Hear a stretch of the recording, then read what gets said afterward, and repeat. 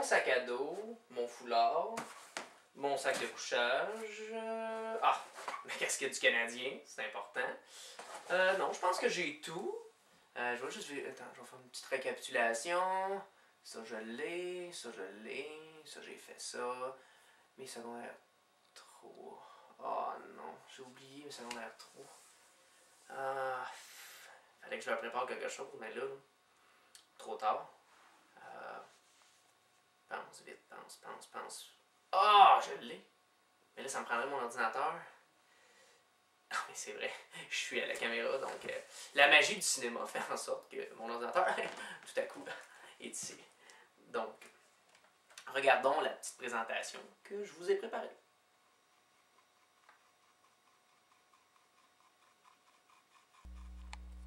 Commençons tout d'abord par une petite révision sur la notation exponentielle. Premièrement, regardons le nom des différentes composantes de la notation exponentielle, de façon à pouvoir mieux comprendre les propriétés qui y sont rattachées. Premièrement, en bleu, donc le petit x, est un nombre que nous appellerons exposant. De là, le terme notation exponentielle. Le nombre en vert, donc, qui est affecté par cet exposant, sera appelé la base. Le résultat d'une notation exponentielle, donc en rouge ici, sera donc appelé puissance. Ici, il est important de se poser une question. Lorsque nous avons affaire à une base qui est négative, par exemple ici, moins 2, y a-t-il une différence lorsque nous avons la présence d'une parenthèse, comme vous pouvez voir à gauche ici, contrairement à l'absence de parenthèse que nous pouvons voir à droite? Je vous laisse maintenant avoir une petite réflexion sur cette interrogation.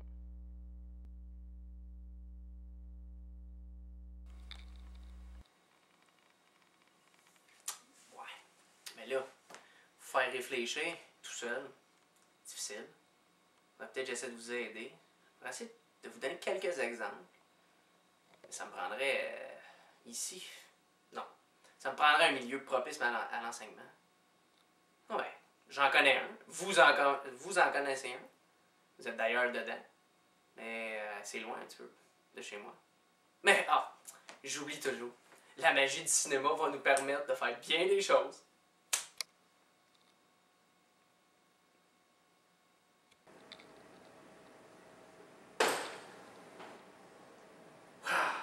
C'est cool, ça marche. Bon, j'étais à votre. Ouais, là, je suis pas vraiment présentable pour un prof de WIC.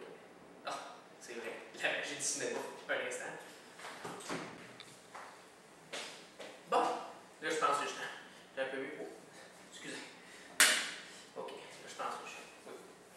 Ok, parfait. Donc, maintenant que je suis dans un local plus propice à l'enseignement, je vais essayer un petit peu de vous aider à réfléchir sur le fait de la présence ou de l'absence de la parenthèse. Premièrement, ce qu'on doit savoir, c'est que par convention, lorsqu'on écrit un nombre négatif, par exemple, moins 7, on devrait en fait comprendre qu'on a la chaîne d'opération suivante. Moins 1 multiplié par 7. C'est comme ça qu'on obtient un nombre négatif. Donc, la présence ou l'absence de parenthèse va modifier la priorité des opérations. Je vous redonne un exemple avec toujours le moins 7. Si j'ai moins 7 entre parenthèses au carré versus moins 7 sans parenthèse. Rappelez-vous, je serais supposé de comprendre que le moins 7 est en réalité moins 1 fois 7. Donc, remplaçons moins 7 par moins 1 fois 7. Nous obtenons moins 1 multiplié par 7 au carré versus moins 1 multiplié par 7 au carré. Ici, les priorités d'opération sont très différentes. Dans un cas où la parenthèse est présente, je dois commencer par prendre le résultat de la parenthèse. Donc, moins 1 multiplié par 7 me donne bel et bien cette fois une unité scindée, donc moins 7. Par la suite, que je mets au carré. Donc, moins 7 fois moins 7, qui me donne bel et bien 49. Versus, ici, je dois commencer par respecter la priorité d'opération qui est de dire mes exposants. Donc, 7 au carré, 49, multiplié par après par moins 1, me donne moins 49. Donc, la présence ou l'absence d'une parenthèse est très importante. Maintenant que je vous l'ai montré, j'aimerais ça que vous le testiez vous-même. Donc, prenez, par exemple, moins 11 à la 4. Testez la différence. Bon, OK. Il faut que je vous le montre. OK. Allez chercher votre calculatrice. OK. Bon, c'est pas le même modèle, mais ça va fonctionner quand même. Allez chercher votre calculatrice. Faites un premier essai. Moins 11, sans parenthèse. Donc, ça veut dire, on n'en met pas. Tout ça après ça, à la 4. Vous allez obtenir une réponse. Oui, dites-le, dites-le. Négative. Parfait. Par contre, maintenant, refaites le même calcul, mais cette fois en mettant moins 11 entre parenthèses. Oui. Et alors, ça nous donne un nombre positif. Merci. Donc, vous voyez, ça fonctionne. Donc, l'influence des parenthèses, donc que ça soit au tableau, mentalement ou dans votre calculatrice, vous devez toujours respecter les priorités d'opération. Donc, sur ce, moi, j'ai quand même un voyage à préparer. Donc, il faut que je retourne chez moi. Mais là, je ne retournerai pas habillé comme ça. Ah, la magie du cinéma. Ah, wow, la magie du cinéma, c'est fort. OK, je pense que, bon, maintenant, je suis prêt à retourner chez moi. Fait que, en tout cas, je vous souhaite une bonne journée.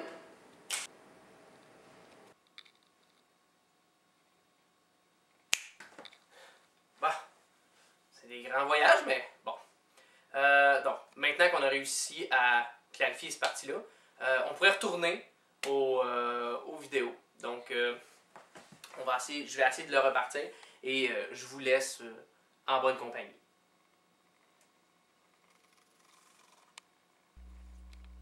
Maintenant que nous avons terminé avec la base négative, ainsi que l'influence sur cette dernière de la présence ou de l'absence d'une parenthèse, voyons maintenant le cas suivant, soit la présence d'un exposant négatif. Ici, l'exposant négatif aura deux impacts majeurs en ce qui concerne le résultat de la puissance. Le premier impact sera sur la valeur de l'exposant.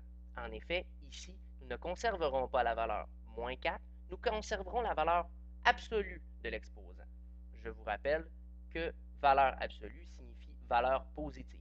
Donc, nous conserverons 4. De plus, le signe de négatif devant l'exposant nous obligera à exprimer la puissance sous forme de nombre inverse. La notation exponentielle 2 exposant moins 4 deviendra alors 1 sur 2 exposant 4. Maintenant, commençons à manipuler nos notations exponentielles. Commençons d'abord par regarder ce qui arrivera avec la multiplication de notations exponentielles ayant la même base. Premièrement, faisons le développement de nos notations exponentielles. Nous obtiendrons alors 5 fois 5 multiplié par 5 fois 5 fois 5. Le tout réuni, nous obtenons 5 multiplications de 5. Si vous me voyez venir, nous pourrons alors transformer cette chaîne de multiplication par une notation exponentielle, soit 5 à la 5. Si vous remarquez, l'exposant 5 s'obtient également en additionnant les exposants de départ, soit 2 plus 3. Regardons maintenant ce qui arrivera dans le cas où nous diviserons des notations exponentielles ayant la même base. Comme nous l'avons fait avec la multiplication, regardons d'abord le développement de nos notations exponentielles. Nous obtiendrons 5 fois 5 fois 5 divisé par 5 fois 5. Remarquez une chose, nous pourrons ici réduire les numérateurs avec les dénominateurs. Et nous pourrons faire ce travail à deux reprises. Nous obtiendrons alors 5 ou 5 à la 1, 1 pouvant être obtenu par la soustraction de 3 moins 2. Remarquez, 3 moins 2 correspondent exactement aux exposants de départ. Maintenant, dirigeons-nous vers la notation exponentielle qui est elle-même affectée d'un exposant. Nous allons tout d'abord faire un premier développement. Donc, nous allons obtenir 5 au carré multiplié par 5 au carré multiplié par 5 au carré. Rappelez-vous, nous avons vu lorsque nous multiplions des notations exponentielles ayant la même base, nous pouvons tout simplement additionner les exposants. Donc, nous devrions obtenir 5 exposant 6. Pour confirmer notre hypothèse, continuons le développement de nos notations exponentielles. Nous obtiendrons alors une série de 6 multiplications de 5. Donc, nous obtiendrons bel et bien 5 exposant 6. Remarquez, 6 s'obtient également par la multiplication de 2 fois 3, ce qui correspond aux exposants de départ. Finalement, regardons que se passera-t-il lorsque nous aurons des bases différentes affectées du même exposant. Comme nous l'avons fait avec les autres opérations, commençons par faire un développement de nos notations exponentielles. Nous obtiendrons 3 fois 3 multiplié par 4 fois 4. Notez ici que la multiplication étant commutative, cela me permettra de changer l'ordre des nombres dans la chaîne de multiplication. J'obtiendrai donc 3 fois 4 multiplié par 3 fois 4, ce qui correspond à la notation exponentielle 3 fois 4 au carré. Notez ici que le résultat final correspond à la multiplication des bases différentes de départ affectées de l'exposant identique de départ. En résumé, voici les différentes propriétés des notations exponentielles que nous devrons utiliser cette année. Propriété numéro 1, a exposant m multiplié par a exposant n, nous obtiendrons a exposant m plus n. Propriété numéro 2, si nous divisons des notations exponentielles ayant la même base, a à la m divisé par a à la n, nous obtiendrons a exposant m moins n. Propriété numéro 3, si nous avons une notation exponentielle qui elle-même est affectée d'un exposant, donc a à la m exposant n, nous obtiendrons a exposant m fois n. Propriété numéro 4, si nous avons à multiplier des bases différentes affectées du même exposant, nous devrions obtenir la multiplication des bases, tout cela affecté de l'exposant. Nous obtiendrons alors a fois b exposant m. Si nous avons une fraction qui, elle, est affectée d'un exposant, nous devrons tout simplement affecter l'exposant au numérateur ainsi qu'au dénominateur. Nous obtiendrons alors a à la m sur b à la m. Propriété numéro 6, si nous avons une base affectée d'un exposant négatif, nous avons vu précédemment que nous devons utiliser l'inverse de la base qui est affectée d'un exposant en valeur absolue. Nous obtiendrons alors 1 sur a à la m. Regardons maintenant une dernière propriété, soit la présence d'exposants fractionnaires. Ici, il serait plus difficile et un peu long de vous expliquer les fondements profonds qui gèrent cette propriété. Par contre, regardons-la plus attentivement. Si nous avons une base affectée d'un exposant fractionnaire, le numérateur de l'exposant s'appliquera directement à la base. Le dénominateur, quant à lui, jouera le rôle du rang de la racine.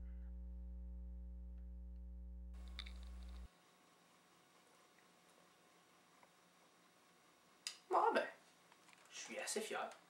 Je pense que ça devrait faire l'affaire. Mais là, ça c'est dans mes jambes, ça, mais c'est vrai, la magie du cinéma. Donc, ben, je vous laisse un petit mot de la fin, tout simplement. Donc, en espérant que ça va vous être utile pour continuer d'avancer le temps que je serai absent, donc que je ne serai pas avec vous. Je vous conseille vivement de revoir la vidéo. Elle va être disponible toujours dans le wiki, dans la section matériel didactique. Vous pouvez la revoir, la réécouter et faire vos notes de cours avec ce que j'ai tenté de vous donner aujourd'hui. Vous aurez également le document PowerPoint, donc sans voix, qui va être aussi disponible dans la section matériel didactique. Donc, en espérant que vous allez vous faire du fun. Moi, je pense que je suis en retard, donc je vais me servir une dernière fois des effets spéciaux pour disparaître.